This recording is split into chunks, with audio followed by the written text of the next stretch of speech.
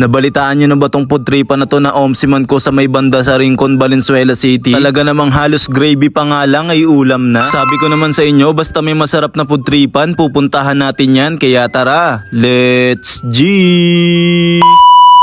Ngayong araw, meron ako nalaman, masarap na food tripan kaya't aking pinuntahan. Ito nga lang pala yan sa The Steak Hut na matatagpuan sa may number 43 C. Dizor Street, Rincon, Valenzuela City. Pag nakita nyo tong C. Dizor Street, malapit lang to sa San Simon, diretso lang kayo sa may dulo sila. Matatanaw nyo na dito yung store nila na maliwanag at saka dito kinaganda ay malaki talaga yung parking nila. Kasya mga sasakyan tsaka motor. Pag nakita nyo yung style ng store nila, malinis at maaliwalas at parang naka-catering dahil sila nga pala'y may-ari ng Sarabia Catering sa Valenzuela na talaga namang kilala ng mga Valenzuelano dahil sa masasarap na pagkain. At isa nga sa nagustuhan ko dito habang nagiintay kayo ng order ay pwede kayo manood ng movie. Kompleto sa condiments sila dito at isa rin sa nagustuhan ko dito itong homemade nila na chili garlic. Isa rin sa nagustuhan ko dito ang ginagamit nilang sabaw itong papaitan. Kaya naman samahan nyo akong omsiman at tikman yung nagsasarapan nilang mga pagkain dito. Yung mga staff naman nila dito ay mababait tsaka friendly. At syempre ang titikman natin dito yung mga bestseller nila. Steak Hut talaga naman dinarayo dahil start at 89, naka-only rice, only soup, tsaka naka-only gravy ka na rin. By the way, nag-open nga pala sila Tuesday hanggang Sunday from 5 PM to 11 PM. Ito nga pala yung buong menu at prices, pakipost na lang para makita nyo. Ilan nga sa in-order namin itong bestseller nila na T-bone steak, beef caldereta, sisig with rice, crispy kare-kare, burger steak, tsaka bopis, fried chicken steak, papaitan at tsaka binagoongan. At ang huli at una kong titikman itong shrimp pork relleno na pinaghalong shrimp tsaka pork. Mapaparice ka talaga dito. Tsaka unang kagat, laman agad, talaga naman siksik sa laman. Sunod kong tinikman itong fried chicken steak na talaga namang malutong pa rin kahit nakababad na sa gravy. Totoo nga ang chismis na gravy pa nga lang dito ay ulam na. T-bone steak, isa dito sa bestseller nila na talaga naman sa murang halaga nga lang ay pwede na panlaban sa ibang restaurant. Sunod ko naman tinikman itong malinamnam at mainit na papaitan na yung sahog nga pala neto ay puro tuwalya mga kaomsi. Crispy at generous yung serving ng kare-kare nila dito. Crispy din at masarap to lalo na sa kanin itong binagoongan nila. Napadami nga ako ng kanin dahil dyan. Sakto lang at hindi maalat itong bopis nila na masarap din to sa kanin. Marami na rin yung serving neto. At isa nga rin sa nagustuhan ko dito itong beef caldereta nila na talaga namang creamy at malambot yung laman. Isa nga yan dapat sa tikman nyo dito kapag pumunta kayo. Isa rin sa bestseller at dinadayo rito itong crispy sisig nila. Isa rin sa nagustuhan ko dito yung egg dito ay hindi nakahalo kundi nakaprito. At last sa tinikman ko itong homemade nila na burger steak na talaga namang pure sa meat na talaga namang sobrang malasa neto at saka naman malaki. Pwede naman kayo umorder online through Lalamove. Eto nga pala yung FB page nila, paki-PM na lang. Nag-a-accept din sila ng bulk orders, advance order, basta PM lang kayo sa page nila para sa mga ibang detalye. Meron din pala sila ditong katabi na cute na cafe na pwede kayo mag-order ng mga kape tsaka mga non-coffee na drinks. At abangan nyo yan sa susunod ko na vlog, makikita nyo yan. At ayun, isa na namang masarap na food tripan ang aking na omsiman banda sa may Rincon, Valenzuela City. Dahil alam nyo naman, food trip at good vibes lang ang lagi nating dala. Muli, ako nga pala to si Ka Omsim. Maraming salamat sa inyo guys. Bye!